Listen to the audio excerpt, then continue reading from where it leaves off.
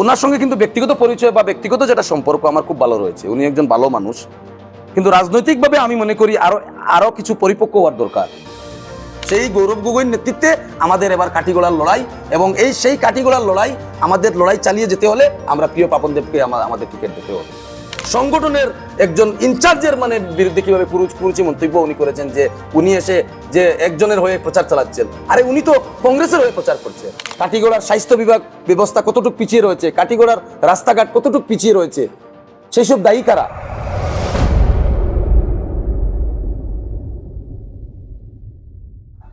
নমস্কার, বাতায়ন ডিজিটালে স্বাগত জানাই। আমি পৃথ্বীরাজ চক্রবর্তী। প্রসঙ্গ সমাগত বিধানসভা নির্বাচন, আসামের 26-এর নির্বাচন।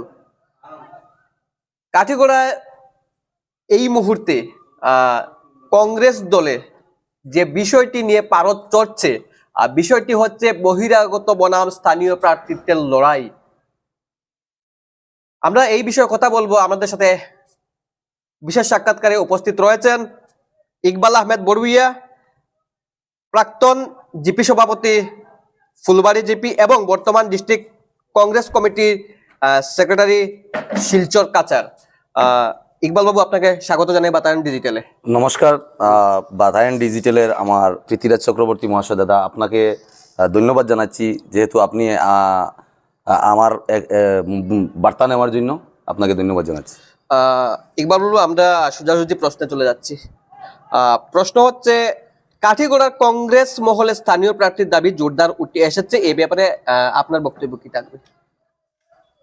দেখুন দাদা, কাঠিগোড়া সমষ্টিতে যেটা আপনি বলছেন যে স্থানীয় এটা আওয়াজ উঠেছে, সেটা আমিও কিছুদিন থেকে আমিও সোশ্যাল মিডিয়ার মাধ্যমে আমরা দেখতে পাই, কিছু মন্তব্য আমরা পাই যে কিছু লোকজনরা স্থানীয়র কথা বলছেন, কিছু লোকজনরা বলছেন কাঠিগোড়ার মায়ের সন্তান চাই, কিছু লোকজনরা বলছেন এই যে দাবি, যে স্থানীয় প্রার্থী বা ভূমিপুত্র বলে যে একটা দাবি উঠেছে বা চর্চা চলছে, এই বিষয়টি কি রাজনৈতিক না সাধারণ জনতার প্রত্যাশা, আশা প্রত্যাশা? আপনি কি বলবেন? এটা যে বা যাহারা বলছেন, আমি বলবো সেটা এটা অপরিপক্ক মনোভাবপূর্ণ বা মন মানসিকতা, যেটা মানে আমি বলবো যে রাজনৈতিক ওদের মানে এখনো পর্যন্ত কোনো মানে যে পরিপক্ক যে রাজনৈতিক জ্ঞান সেটা নেই আমি মনে করি। কারণ যে বা যারা বলছেন, আমি দেখছি আমাদের কংগ্রেসের কোনো লোকজনরা না, সেটা কিছু ব্যক্তিরা আমি দেখতে পাই সোশ্যাল মিডিয়ার মাধ্যমে। যেমন আপনার মানে চ্যানেলের মাধ্যমে আমি দেখতে পেয়েছি গতকালকে, যেটা আমার একজন বন্ধুবর, উনি বিগত দিনে ওনাকে ব্যবসার মাধ্যমে আমরা দেখতে পেয়েছিলাম। বর্তমানে এবার পঞ্চায়েত রাজনীতিতে ওনার নতুন পদার্পণ এসেছে, বা উনি রাজনীতিতে নতুন এসেছেন, বা বিগত দিনে ওনাকে AIDF এর মানে আমি কর্মকর্তা হিসাবে আমি দেখতে পেয়েছিলাম। কিন্তু এখন পর্যন্ত তো উনি কোনো কংগ্রেসের কোনো সদস্য নেই। তাই আমি আমার বন্ধুকে ওনার সঙ্গে কিন্তু ব্যক্তিগত পরিচয় বা ব্যক্তিগত যেটা সম্পর্ক আমার খুব ভালো রয়েছে। উনি একজন ভালো মানুষ, কিন্তু রাজনৈতিকভাবে আমি মনে করি আরো কিছু পরিপক্ক হওয়ার দরকার। কারণ বর্তমান যে কাঠিগোড়ার যে পরিস্থিতি বা আসামের যেটা পরিস্থিতি সেই পরিস্থিতিকে মোকাবিলা করতে আমাদের যে বা যাহারা আমরা রাজনীতি করতেছি, আমাদের পরিপক্ক হতে হবে। আর যদি আমি ভারতীয় জাতীয় কংগ্রেসের একজন, আমি গর্বিত হিসাবে বা গর্ব করে আমি বলবো যে ভারতীয় জাতীয় কংগ্রেসের আমি একজন সদস্য, আমি স্পষ্টবাদী মানুষ। এবং আমার প্রধান লক্ষ্য কি? আমার প্রধান লক্ষ্য হলো আজকে বিজেপি কি করছে, সমগ্র আসামে কিভাবে মানুষদের মানে কে হেনস্থা করছে, কিভাবে ভ্রষ্টাচার করছে, কিভাবে প্রত্যেকটা ক্ষেত্রে প্রত্যেকটা উন্নয়নমূলক প্রকল্প কিভাবে ওদের দুর্নীতি চলছে, কিভাবে ওরা সিন্ডিকেট রাজের মাধ্যমে কিভাবে মানে আসামের প্রত্যেকটা সমষ্টি থেকে মানে অবৈধভাবে রাজস্ব উঠিয়ে নিয়ে 2-4 জন মানে ব্যক্তিরা দেখছি, মানে বিশেষভাবে আমি আমাদের মাননীয় যিনি মুখ্যমন্ত্রী রয়েছেন, আপনারা তো দেখছেন, সেটা আমার মুখের ভাষা নয়, আমরাও দেখছি বিভিন্ন সোশ্যাল মিডিয়ার মাধ্যমে, বা আমরা দেখতে পাই যে উনি কিভাবে রাজস্ব তৈরি করে ফেলেছেন, কিভাবে উনার মানে স্ত্রীর নামে কিভাবে প্রায় 1000 বিঘার উপরে কিভাবে উনার স্ত্রীর নামে জমি রয়েছে। তো সেগুলো বিষয় নিয়ে আমি মনে করি আমাদের সজাগত হওয়া দরকার। এবং কংগ্রেসকে যারা ভালোবাসেন, কংগ্রেসের জন্য যারা লড়াই চালাচ্ছেন, প্রত্যেকের ক্ষেত্রে আমি সেটা বলবো। এখানে তো বিরোধী দল কংগ্রেস রয়েছে, কংগ্রেসের ভূমিকা নিয়ে কি বলবেন? আপনি যে জায়গায় বলছেন কংগ্রেসের ভূমিকা নিয়ে আমি এটাই বলবো যে কংগ্রেস তো ফাইট করছে। আপনারা দেখতে পাচ্ছেন আমাদের নেতা আসামের যিনি যাকে নিয়ে আমরা স্বপ্ন দেখছি, আমাদের প্রয়াত মুখ্যমন্ত্রী তরুণ গগৈর সুপুত্র, আমাদের এপিসিসি সভাপতি গৌরব গগৈ মহাশয়, মানে এটা এটা আওয়াজ উঠাচ্ছেন যে এবার জুজ হবে, এবং সেই জুজ হিসাবে উনি আসামের প্রান্তে প্রান্তে উনি যাচ্ছেন, আসামের প্রান্তে প্রান্তে মানুষের পাশে দাঁড়াচ্ছেন। আজকে যেভাবে আমাদের মাননীয় মুখ্যমন্ত্রী বিশেষ একটি সম্প্রদায়কে নিয়ে যেভাবে ওনার কুরুচি মন্তব্য উনি চালাচ্ছেন, সে বিষয়গুলো নিয়ে কিভাবে আমাদের আমাদের গৌরব মহাশয় মানে সজাগ হচ্ছেন, কিভাবে জাতি জনগোষ্ঠীকে সঙ্গে নিয়ে উনার যে চিন্তাধারা, সেই চিন্তাধারাকে আমরা স্যালুট জানাই। এবং আমরা আশা রাখছি যে কংগ্রেসের যেটা ফাইট চলছে সেই ফাইট হিসাবে এবং আগামী 2026-এর যে বিধানসভা নির্বাচনে এবার কিন্তু পরিবর্তন যেটা, সেই পরিবর্তন সেটা 100% আসবে, এবং আমরা গৌরব গগৈ মহাশয়ের নেতৃত্বে আমরা এবার নতুন আসাম গড়ার তৈরি আমাদের পরিকল্পনা, এবং সেই হিসাবে আমরা কাটিগড়ায় আমরা কংগ্রেস থেকে আবার বিধায়ক হিসেবে আমরা নির্বাচিত করতে পারবো। বিধায়ক যেহেতু আপনি বলছেন বিধায়ক হিসেবে নির্বাচিত করতে পারবেন, এইবার কাটিগড়া বিধানসভা কংগ্রেস দলের দুই ব্যক্তির নাম চর্চা রয়েছে, পাপন দেব এবং সন্দীপ দাস। দুই প্রার্থীর মধ্যে কাকে প্রার্থী হিসেবে দিলে কংগ্রেস দল কাটিগড়ার সার্বিক উন্নয়ন হতে পারে আপনি ভাবছেন? দেখুন, সে বিষয়ে বলতে গেলে আমি আমার একটু পুরানা কথা আমি বলবো আপনাকে, অবশ্যই বলতে পারেন। কারণ 2012 ইংরেজি থেকে আমি রাজনীতিতে এসেছি, সক্রিয় মানে কংগ্রেসের রাজনীতিতে এসেছি। তখন মানে প্রথমবার আমাদের যুব কংগ্রেসের যে নির্বাচন এসেছিল, সেই নির্বাচনে আমি প্রথম মানে সেই সময় আমি ডেলিগেটস হয়েছিলাম ইলেকশনের মাধ্যমে। সেই সময় আমাদের যে এবারে কাটিগড়া বিধানসভা কেন্দ্রে যে ভারতীয় জাতীয় কংগ্রেসের মনোনয়ন প্রত্যাশী শ্রীযুক্ত পাপন দেব মহাশয়, উনি সেই সময় উনি কাছাড় জেলা যুব কংগ্রেসের সহসভাপতি হয়েছিলেন, এবং উনি হওয়ার পরে যেভাবে উনার যে কর্মদক্ষতা এবং যেভাবে উনি তখন কিন্তু আমাদের কংগ্রেস সরকারও ছিল, আসামে কংগ্রেস সরকারও ছিল, এবং 2014 ইংরেজিতে উনি যখন কংগ্রেসের যুব কংগ্রেসের সভাপতি হয়েছিলেন কাছাড় জেলা থেকে, তখন আমাদের নেত্রী সুস্মিতা দেব তখন বা আমাদের এমপিও ছিলেন। তখন আমি কিন্তু কাটিগড়া বিধানসভায় যুব কংগ্রেসের সহসভাপতি হয়েছিলাম। সেই সময় আমাদের এই প্রিয় পাপন দেব মহাশয়, উনার নেতৃত্বে যেভাবে আমরা কাটিগড়ায় মানে উন্নয়নমূলক প্রকল্প আমরা করেছিলাম, যেভাবে উনি কাটিগড়ার আনাচে কানাচে উনার মানুষের সঙ্গে সম্পর্ক ছিল এবং কাটিগড়ার সুখে দুঃখে মানুষের পাশে ছিলেন, সেই ধারাবাহিক অব্যাহত এখন পর্যন্ত কাটিগড়ার মানুষের সঙ্গে উনার রয়েছে। এবং দ্বিতীয় কথা হলো, আপনি সন্দীপ দাস দাদার কথা বলছেন, সন্দীপ দাস দাদাও একজন ভালো মানুষ, কিন্তু জনসমর্থনের দিক দিয়ে বিবেচনা করলে আপনি দেখতে পাবেন ইদানিং বা বিগত 6 মাস থেকে কার জনসমর্থন বেশি রয়েছে, কে কাটিগড়ার আনাচে কানাচে যাচ্ছে, কে কাটিগড়ার প্রান্তে প্রান্তে যাচ্ছে, কার সমর্থনে এগিয়ে মানুষজন বাইর হচ্ছেন, কার জনসংযোগ বেশি রয়েছে, কার জনসভা বেশি রয়েছে, সেদিকে লক্ষ্য করলে আপনি দেখতে পারবেন যে আমাদের জেলা কংগ্রেসের সাধারণ সম্পাদক তথা কাটিগড়া বিধানসভার আসনের প্রত্যাশী পাপন দেবের সমর্থনে মানুষজন এগিয়ে রয়েছেন। সেই হিসাবে আমরা চাই এবার আমাদের প্রধান লক্ষ্য কিন্তু এবার মানে বিজেপিকে উৎখাত করা। সেই বিজেপিকে উৎখাত করতে একজন শক্ত ক্যান্ডিডেট হিসেবে আমরা পাপন দেবকে চাই, এবং আমাদের আশা রয়েছে এবং আমরা 100% আশাবাদী যে পাপন দেব মহাশয়কে এবার কাটিগড়া থেকে কংগ্রেসের মানে বিধায়ক কংগ্রেসের প্রার্থী হিসাবে মনোনয়ন দেওয়া হবে, এবং পাপন দেবকে নিয়ে আমরা আগামী দিনে আমরা কাটিগড়ায় আমরা নির্বাচিত হব, সেটা আমার পূর্ণ বিশ্বাস। আপনি বলছেন যে পাপন দেব তিনি এইবার প্রত্যাশী প্রার্থী কংগ্রেস দলের, সোজা কথায় বলতে গেলে বোঝা গেল যে আপনার পছন্দের প্রার্থী না, আমার পছন্দের প্রার্থী নয়। দেখুন, আমি যে ইকবাল আহমেদ বড়বুইয়া সেটা বলছেন আপনি, শুধুমাত্র খালি আমার পছন্দের প্রার্থী নয়, আমি একাই কি আমি কি মানে বিধানসভায় কি আমি ওনাকে বিধায়ক বানাতে পারবো? কাজকর্ম দক্ষতা নিয়ে ওনার যে প্রতিভা যেটা রয়েছে সেই প্রতিভার কথা আমি বলছি, কারণ 2018 ইংরেজিতে যখন প্রথম আমি পঞ্চায়েত ইলেকশন লড়েছিলাম, তখন ওনার যে নেতৃত্ব ছিল, যে ওনার যে মন মানসিকতা ছিল, নিঃস্বার্থে মানুষের হয়ে যে কাজ করা, নিঃস্বার্থে সংগঠনের হয়ে কাজ করা, নিজের পকেটের টাকা খরচ করে সংগঠনের হয়ে কাজ করা, সেই ব্যক্তিত্ব কাছাড় জেলার মধ্যে একমাত্র পাপন দেব। আমি সেটা গর্বের সহিত আমি বলবো। এবং যখন 2018 ইংরেজিতে যখন আমি পঞ্চায়েতের টিকিট পেয়েছিলাম, তখনও মানে কোনো দুর্নীতি ছিল না। তখন মানে এটা সুন্দরভাবে মানে কাছাড় জেলার প্রত্যেকটা জিপিতে টিকিট প্রদান করা হয়েছিল, হ্যাঁ, যার জন্য আমি মুগ্ধ, সেটা সত্যি। কিন্তু আমি শুধু ইকবাল আহমেদ নয়, আমার সঙ্গে আরো হাজার হাজার ইকবাল আহমেদ রয়েছেন পাপন দেবকে ভালোবাসেন, সেটা শুধু কাটিগড়া সমষ্টিতে নয়, কাছাড় জেলার আনাচে কানাচে পাপন দেবের মানে সমর্থন রয়েছে, পাপন দেবের জনপ্রিয়তা রয়েছে। সেই জনপ্রিয়তার দিক দিয়ে অনেক এগিয়ে রয়েছেন পাপন দেব মহাশয়, এবং কাটিগড়ায় অনেক এগিয়ে রয়েছেন। কিন্তু একাংশের দাবি যে কাঠিগড়া এই মুহূর্তে জনসংযোগ এবং পরিচিতিতে সন্দীপ দাস পাপন দেব থেকে অনেক এগিয়ে, এবং এক্ষেত্রে পাপন দেবকে টিকিট দিলে কি কংগ্রেস ভোট ব্যাংক অটুট থাকবে? আপনি যেটা বলছেন জনসংযোগের দিক দিয়ে সন্দীপ দাস দাদা এগিয়ে রয়েছেন, আমি বলছি না, সন্দীপ দাস দাদা একজন ভালো মানুষ। কংগ্রেস কর্মীর দাবি যেটা, সন্দীপ দাস দাদা একজন ভালো মানুষ, সন্দীপ দাস দাদা একজন কংগ্রেসের লোক। হ্যাঁ, ওনার রাজনৈতিক উজ্জ্বল ভবিষ্যৎ আমি কামনা করি। হ্যাঁ, ওনাকে আমি শ্রদ্ধার সহিত আমি দেখি। কিন্তু কাটিগড়া বিধানসভা আসন আপনি দেখবেন যে এই ডিলিমিটেশন যেটা হয়েছে, সেই ডিলিমিটেশনটা হওয়ার পরে সেই কাটিগড়া যে বিধানসভা সমষ্টির যে জিপিগুলা রয়েছে, যে প্রত্যেকটা যে জিপি রয়েছে, সেই জিপিগুলার যে স্থানীয় যেটা একটা আওয়াজ উঠে যে স্থানীয় ক্যান্ডিডেট দেওয়া হোক, মায়ের সন্তান দেওয়া হোক। কাছাড় জেলার আমি সেটা বলবো যে কাছাড় জেলার প্রায় 5টা জিপি এবার কিন্তু কাঠিগড়া সমষ্টিতে অন্তর্ভুক্ত হয়েছে, যেটা বিগত দিনে বড়কলা সমষ্টিতে ছিল। উদাহরণস্বরূপে Chandranathpur GP, Dolchara GP, Shalchapra GP, সেইগুলা জিপি বিগত দিনে কোথায় ছিল? ওদের কি আমরা কি স্থানীয় থেকে বঞ্চিত করতে পারবো? ওদের সঙ্গে কি আমরা এই স্থানীয় থেকে ওদেরকে আমরা বঞ্চিত করতে পারবো? সেগুলো দেখুন হাস্যকর বিষয়। সেগুলো নিয়ে আমি এমন আমার মানে আমি কোনো মন্তব্য করতে চাই না। ডিলিমিটেশনের কারণে কাঠিগড়ায় সংখ্যাগুরু ভোট বেড়েছে, সংখ্যাগুরু ভোট বেড়েছে। ঠিক আছে, এই মুহূর্তে কি কংগ্রেস জেতা কি সম্ভব হবে কাঠিগড়ায়?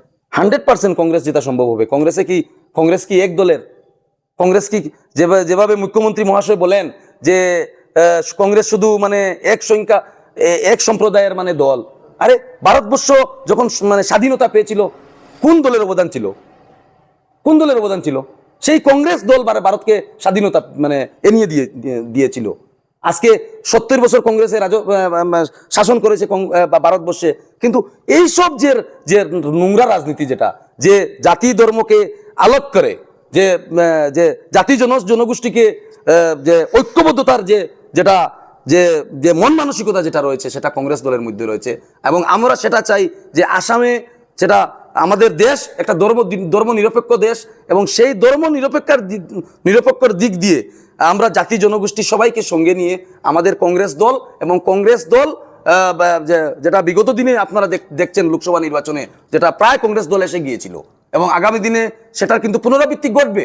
রাহুল গান্ধী কিন্তু প্রধানমন্ত্রী হবেন, এবং সেই পুনরাবৃত্তি আসামে যেটা রয়েছে, যে আপনারা দেখছেন যে আসামে এখন জনপ্রিয়তার দিক দিয়ে আপনারা সোশ্যাল মিডিয়ার মাধ্যমে আপনারা দেখবেন, জনপ্রিয়তার দিক দিয়ে মাননীয় মুখ্যমন্ত্রী থেকে অনেক গুণ এগিয়ে রয়েছেন গৌরব গগৈ। সেই গৌরব গগৈর নেতৃত্বে আমাদের এবার কাঠিগড়ার লড়াই, এবং সেই কাঠিগড়ার লড়াই আমাদের লড়াই চালিয়ে যেতে হলে আমরা প্রিয় পাপন দেবকে আমাদের টিকিট দিতে হবে। আমি কিন্তু সন্দীপ দাস দাদাকে নিয়ে কোনো মন্তব্য করতে চাই না।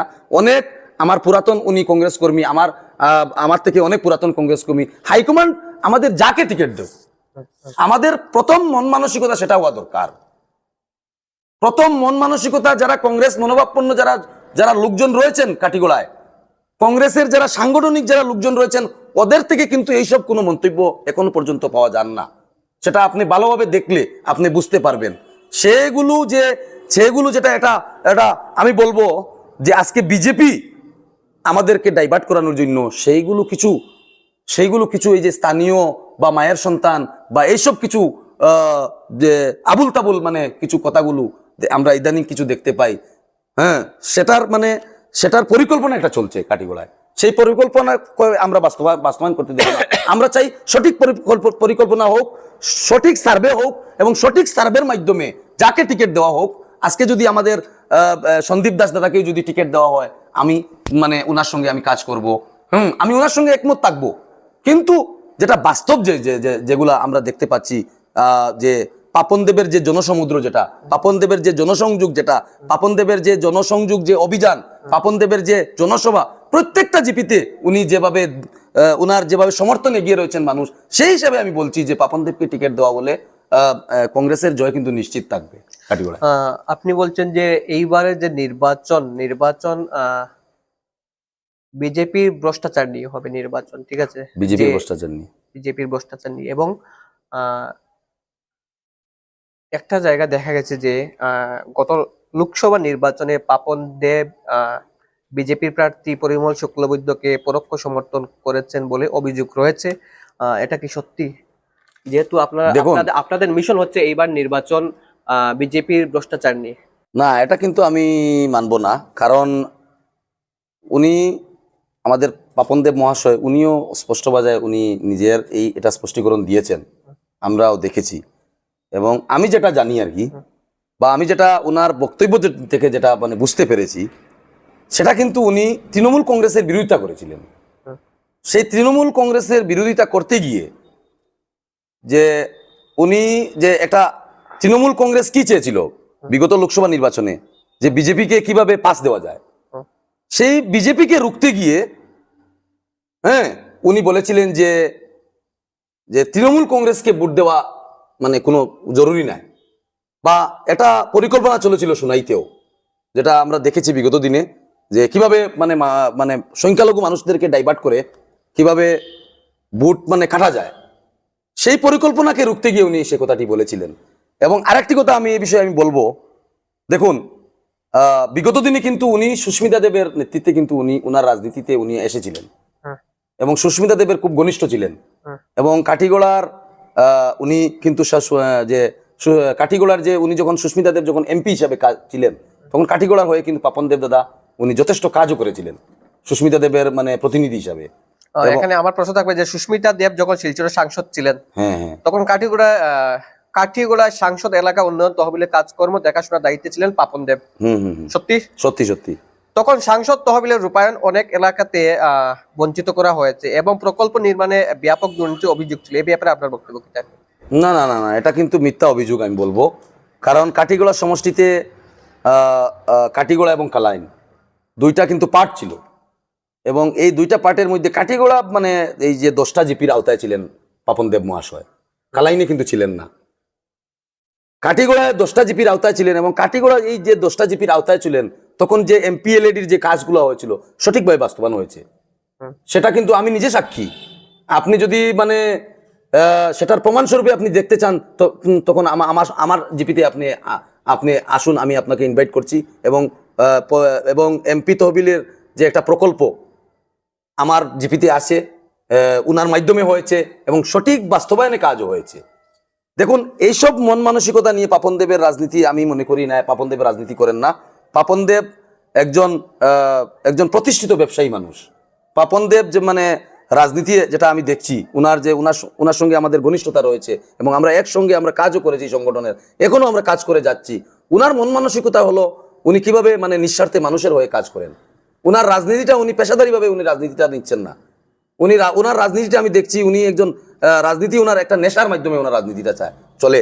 সেই কারণে উনি নিজের পকেটের টাকা খরচ করে উনি সংগঠন হয়ে কাজ করছেন। উনি প্রত্যেকটা সবাই গিয়ে বলেন যে কাঠিগোড়া কংগ্রেস থেকে আমরা বিধায়ক আমরা নির্বাচিত করব, এবং আমাকে যদি হাইকমান্ড যদি টিকিট নাও দেয়, যাকে টিকিট দেওয়া হবে আমি ওনার হয়ে কাজ করব, এবং আপনারা প্রত্যেকরা আমাদের কংগ্রেসের যাকে টিকিট দেওয়া হয় ওনাকে জেতানোর জন্য উনি আহ্বান জানাচ্ছেন প্রত্যেকটা সবাই গিয়ে। কিন্তু উনাকে নিয়ে কেন এত মাথা ব্যথা বা বাকিদের? আমি আজকে একটা সোশ্যাল মিডিয়ার মাধ্যমে আমি একজন প্রত্যাশীর মানে আমি একটা দেখেছি। উনি এটা সোশ্যাল মিডিয়ার মাধ্যমে একটা ভিডিও বানিয়ে উনি ছেড়েছেন। আমি দেখে আমার মানে নিজে আমি হাস্যকর হয়েছি, এবং উনার উদ্দেশ্যে আমি মানে সেটাই বলবো যে গতকালকে আমাদের একটা সভা হয়েছিল গোবিন্দপুর জিপিতে, একটা জনসংযোগ সভা হয়েছিল।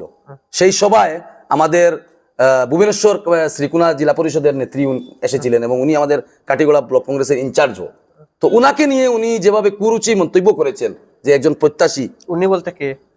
আপনি দেখবেন, আপনি সোশ্যাল মিডিয়ার মাধ্যমে আপনি দেখলে আপনি পাবেন যে 5জন প্রত্যাশী তো আছেন না, 5 জনের মধ্যে একজন তো হলেন পাপন দেব মহাশয়, আরেকজন হলেন সন্দীপ দাস মহাশয়, আরেকজন হলেন মানে বকুলউদ্দিন মজুমদার সাহেব, আরেকজন এমাদুর রহমান চৌধুরী সাহেব। তো এই 4 জনের কথা আমি বলছি। এই 4 জনের মধ্যে আপনি একজনের এই 4 জনের মধ্যে একজনের নিজের আইডি থেকে পোস্ট করেছেন, আপনি দেখতে পাবেন কিভাবে উনি সংগঠনের একজন ইনচার্জের মানে বিরুদ্ধে কিভাবে কুরুচি মন্তব্য উনি করেছেন, যে উনি এসে যে একজনের হয়ে প্রচার চালাচ্ছেন। আরে উনি তো কংগ্রেসের হয়ে প্রচার করছেন। উনার বক্তব্য থেকে উনার বক্তব্য থেকে যদি উনার পুরা বক্তব্য যদি উনি না দেখেন, তাহলে আমি উনার উদ্দেশ্যে বলবো যে উনার পুরা বক্তব্য দেখার জন্য, যে উনি বক্তব্যের মাধ্যমে কি বলেছেন।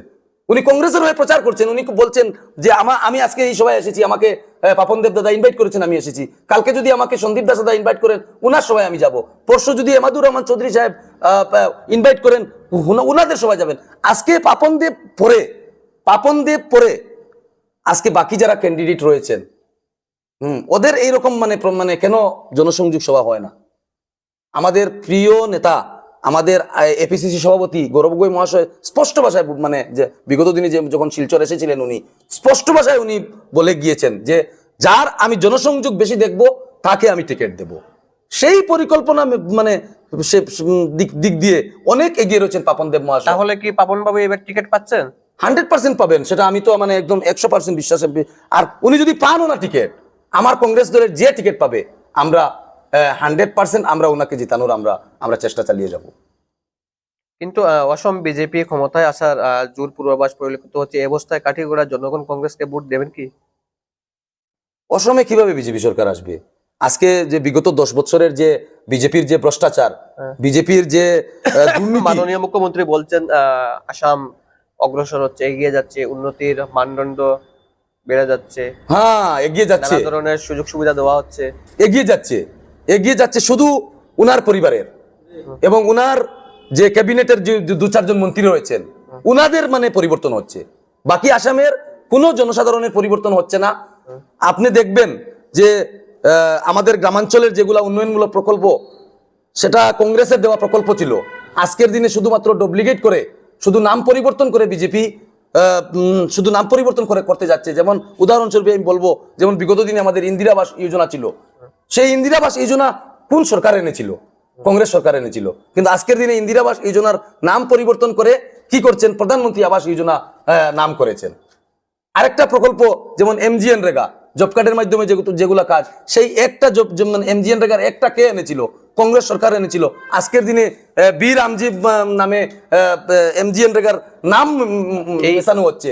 আরেকটা প্রকল্প আমি বলবো, আপনারা দেখবেন যে বিদ্যুতীকরণ প্রকল্প, আমাদের বিগত দিনে কংগ্রেস সরকার যখন ছিল, রাজীব গান্ধী বিদ্যুতীকরণ এসেছিল। রাজীব গান্ধী বিদ্যুতীকরণের মাধ্যমে গ্রামে গ্রামে আমরা বিদ্যুতীকরণ করে পৌঁছে দিয়েছিলাম, মানুষের ঘরে ঘরে বিদ্যুতীকরণ পৌঁছে দিয়েছিলাম।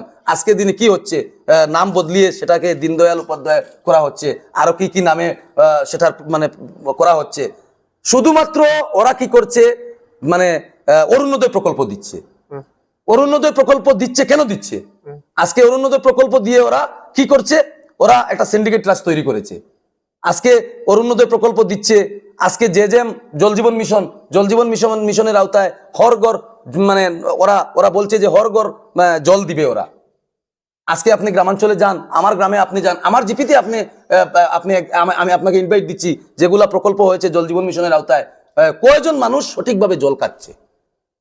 শুধুমাত্র বাউতাবাদী চলছে আসামে, আর কিছু না।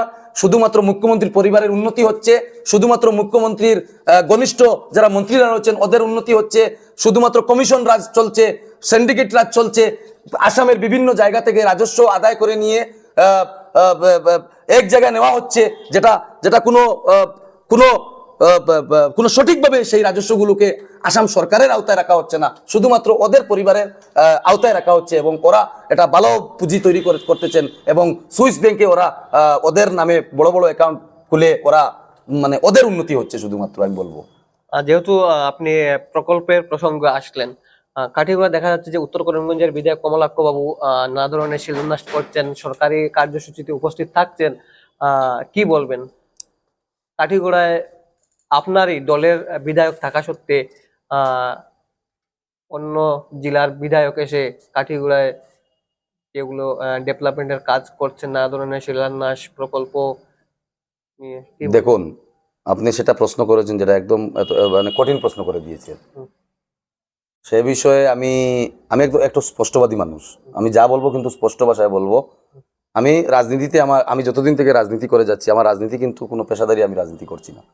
আমার রাজনীতিটা শুধুমাত্র একটা নেশা থাকে রাজনীতি, আর সেই নেশা নিয়ে আমি রাজনীতি চালাচ্ছি এবং যা করছি এখন পর্যন্ত মানুষের হয়ে করছি, যার জন্য আমার কোনো চাওয়াও নেই, কোনো পাওয়াও নেই। আমি যা করবো, বিগত দিনে আমরা বিধায়ক বানিয়েছিলাম, আমাদের কিন্তু দলেরও ছিলেন না উনি, দলের যে একটা আইডিওলজি আছে বা দলের যে একটা যারা পুরাতন যারা কর্মীরা যারা থাকে তাদের কিন্তু দলের একটা ছিলেন না বলতে আপনি বিষয়টা একটু বুঝিয়ে বলুন। বিষয়টা হলো উনি তখন মানে একটা অ্যালায়েন্স হয়েছিল আসামে, তখন অ্যালায়েন্স হয়েছিল, তখন অ্যালায়েন্সের একটা প্রেশার ছিল আমাদের দলের মধ্যে।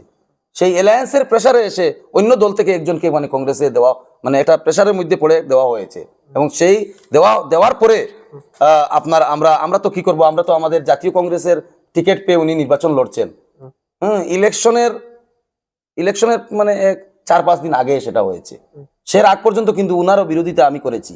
তখন উনি এআইডিএফে ছিলেন। তখন মানে যখন বিধায়ক উনি হয়ে গিয়েছেন, তখন কিন্তু যে এই বি টিম যে ছিল, যেটা এআইডিএফ এর যে বি টিম ছিল, সেই বি টিমকে নিয়ে উনি 5 বছর উনি রাজনীতি করেছেন।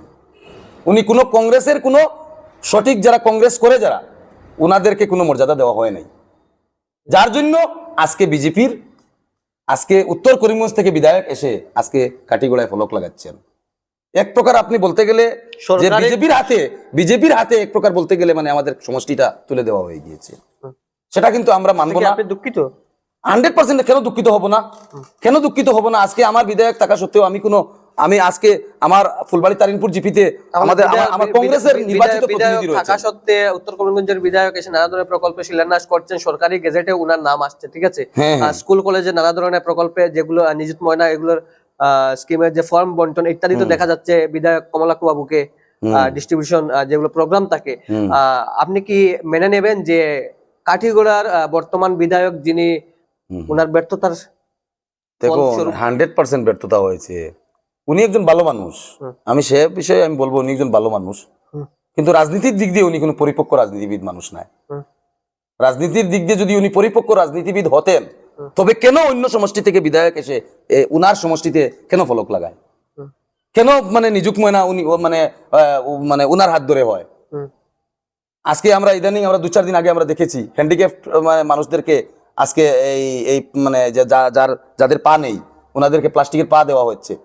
তো আজকে এই সব প্রকল্পগুলো তো আমাদের বিধায়ক তো মানে এইগুলো প্রকল্পগুলো বাস্তবায়ন করার কথা ছিল, তখন কেন উনি নেই এখানে? উনি এখন মানে কাঠিগড়া ছেড়ে উনি আলগাপুর চলে গিয়েছেন। উনি আলগাপুর থেকে বিধায়ক হওয়ার স্বপ্ন দেখছেন। আমি ওনার রাজনীতি ভবিষ্যৎ উজ্জ্বল কামনা করি, তবে আমি আশা রাখছি এবার কিন্তু সেটা হবে না। এবার গৌরব গগৈর নেতৃত্বে একটা উত্থান এসেছে। এবার সঠিক ব্যক্তিত্বরা স্থান পাবে, যোগ্য ব্যক্তিরা স্থান পাবেন, শিক্ষিত ব্যক্তিরা স্থান পাবেন, যাদের মধ্যে ক্ষমতা রয়েছে নেতৃত্ব দেওয়ার, যারা বিধানসভায় গিয়ে সঠিকভাবে কথা বলতে পারবেন, যারা সমষ্টির জন্য আওয়াজ উঠাতে পারবেন, সমষ্টির হয়ে লড়াই চালিয়ে যেতে পারবেন, সেই সঠিক নেতৃত্বকে এবার কিন্তু মানে এবার সুযোগ দেওয়া হবে। আমি 100% আশাবাদী। প্রসঙ্গ এইবারের 26-এর বিধানসভা নির্বাচন,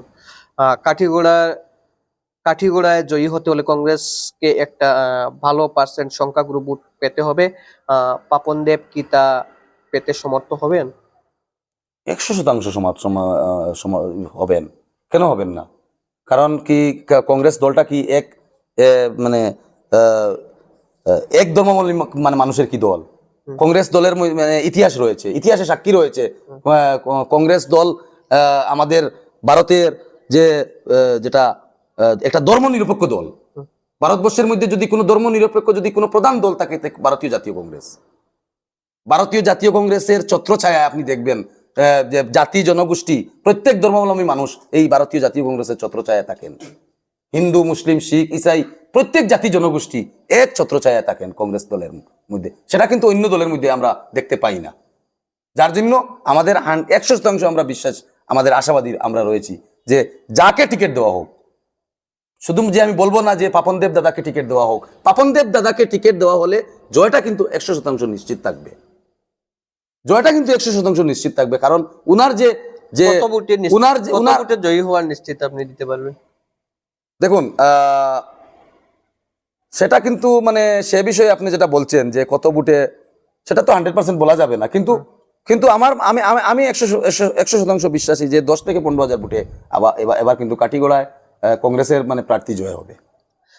যে প্রসঙ্গ নিয়ে কাঠিগড়ায় বর্তমানে উত্তাল চলছে, বলতে গেলে আন্দোলন সোজাসুজি বললো যে আগুন জ্বলছে, যে বিষয়টি নিয়ে আমি যেটা বলতে চাই যে বহিরাগত বনাম স্থানীয় প্রার্থী লড়াই, যেটা আমরা আগেও বলেছিলাম, সেই প্রসঙ্গে বলতে চাই যে কংগ্রেসের একটি মহলের অভিযোগ স্রেফ রাজনৈতিক স্বার্থে পাপনদেব কাটিগড়ায় বাসিন্দা হয়েছেন।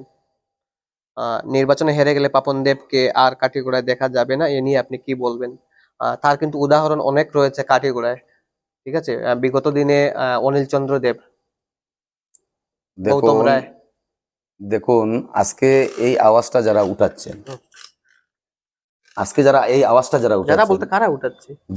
আপনি যারা বলছেন যে আমরা তো যে বলবো কিছু একাংশ সংখ্যক একাংশ লোক, কংগ্রেস কর্মী উঠাচ্ছে। না না না না না, কংগ্রেস কোনো কর্মীরা এসব আওয়াজ উঠাচ্ছেন না। হুম।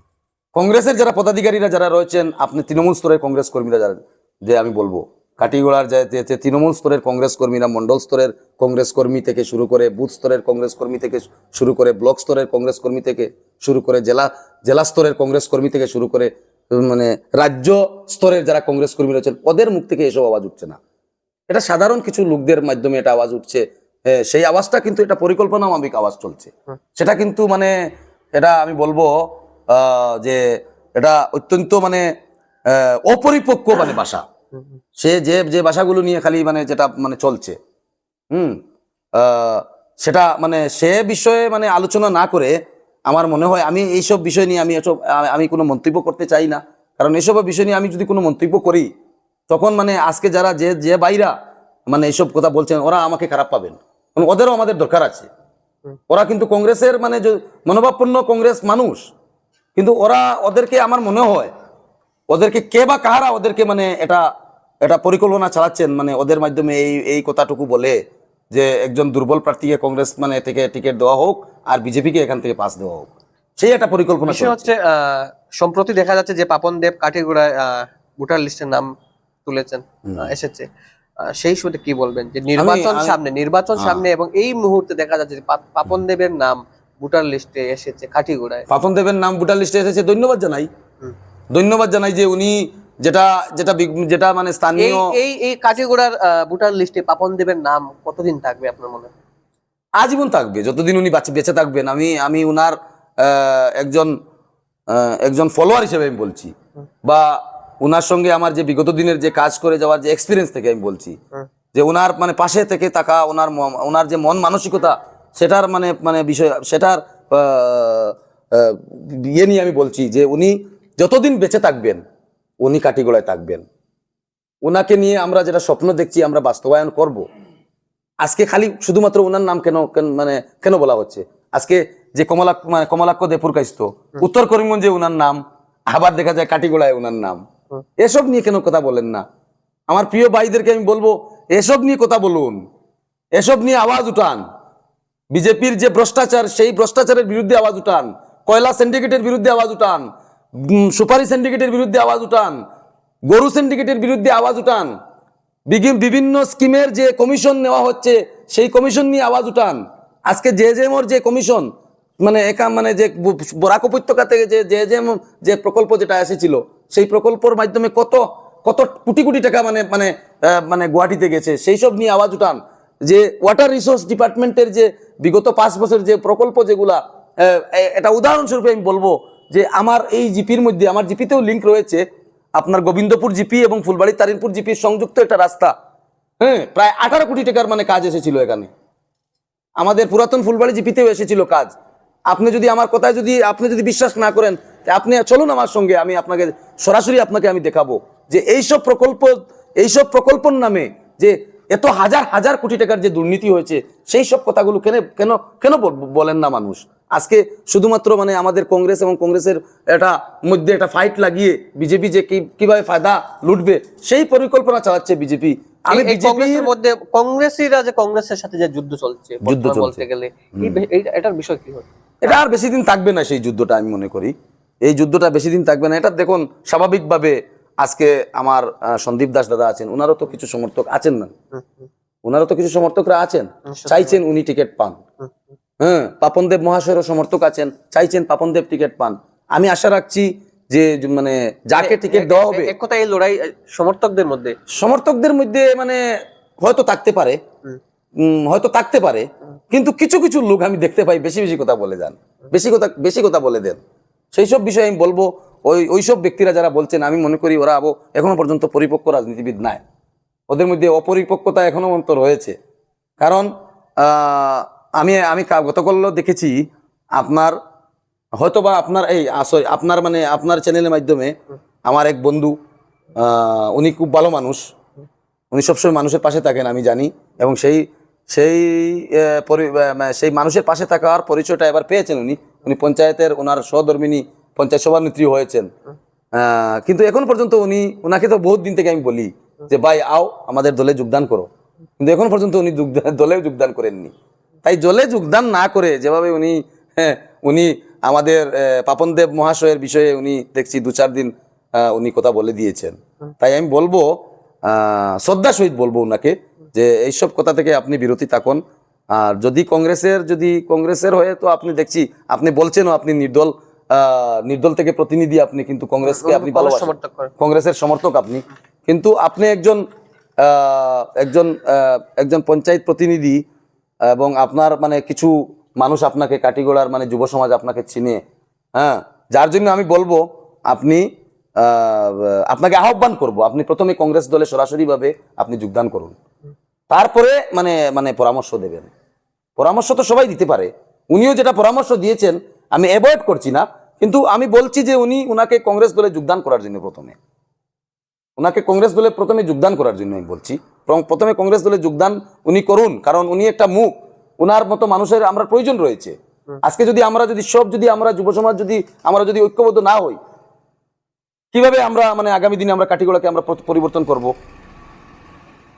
আজকে আমাদের কাঠিগোড়ার দেখবেন আপনি, কাঠিগোড়ার শিক্ষা ব্যবস্থা কতটুকু পিছিয়ে রয়েছে, কাঠিগোড়ার স্বাস্থ্য বিভাগ ব্যবস্থা কতটুকু পিছিয়ে রয়েছে, কাঠিগোড়ার রাস্তাঘাট কতটুকু পিছিয়ে রয়েছে, সেই সব দায়ী কারা? আজকে আমরা যে এই জেনারেশন যেটা, আজকে যদি আমরা কোনো পরিবর্তন যদি না করতে পারি, আমাদের সঠিক আওয়াজ যদি আমরা উঠাতে না পারি, তাহলে আগামী দিনের যেটা জেনারেশন, আজকে আমাদের যারা বাচ্চা কাচ্চারা যারা বড় হচ্ছেন, ওদের কি অবস্থা হবে আপনি বলুন? সেই সব কথা নিয়ে, সেই সব চিন্তা নিয়ে আমার মনে হয় আমরা সজাগত হতে হবে, এবং আমরা যদি সেই সব চিন্তা নিয়ে যদি আমরা সজাগত হই, এবং কাঠিগোড়ার যে আপনার এই চ্যানেলের মাধ্যমে আমি বলবো, কাঠিগোড়ার প্রত্যেক জনজাতি গোষ্ঠীকে আমি আহ্বান করব, কারণ কাঠিগোড়ার মধ্যে আপনি দেখবেন বাঙালি হিন্দু মানুষও রয়েছেন, মুসলিম মানুষও রয়েছেন, আমাদের মণিপুরি মানুষও রয়েছেন, কৈবর্ত মানুষরাও রয়েছেন, খ্রিস্টান মানুষরাও রয়েছেন, প্রত্যেক ধর্মাবলম্বী মানুষ রয়েছেন কাঠিগোড়ায়। সবার কাছে আমি আহ্বান করব, আমরা সবাই যদি প্ল্যাটফর্মে আমরা বসবাস করি, তবে যে ধর্ম নিরপেক্ষ যেটা দল রয়েছে ভারতবর্ষের মধ্যে, যে দলে ভারতবর্ষকে স্বাধীনতা এনে দিয়েছিল, সেই দলের সাথে আপনারা সবাই ঐক্যবদ্ধ হন, এবং নতুন কাঠিগোড়া আমরা যেন তৈরি করতে পারি। ধন্যবাদ ইকবাল বাবু, আপনাকে আপনার এই মতামত তুলে ধরার জন্য। আমরা এতক্ষণ কথা বললাম ইকবাল আহমেদ বড়বুইয়া, যিনি প্রাক্তন জিপি সভাপতি ফুলবাড়ি জিপি, এবং বর্তমান ডিস্ট্রিক্ট কংগ্রেস কমিটির সেক্রেটারি কাঁচা শিলচর। আগামী নির্বাচনকে ঘিরে উনার খোলাখুলি মত প্রকাশ করলেন নানা রাজনৈতিক প্রেক্ষাপট নিয়ে, এবং কাঠিগোড়ার যে চর্চিত বিষয়, যে বিষয়টি নিয়ে বর্তমানে আগুন জ্বলছে বহিরাগত বনাম স্থানীয় প্রার্থীদের লড়াই, সেই বিষয় নিয়েও ইকবাল বাবু উনার সোজাসুজি বলতে গেলে ক্লারিফিকেশন উনি দিয়ে দিয়েছেন। আর আপনাকে আবারও ধন্যবাদ জানাই আপনাকেও, আপনি আমার মতামত নেওয়ার জন্য ধন্যবাদ।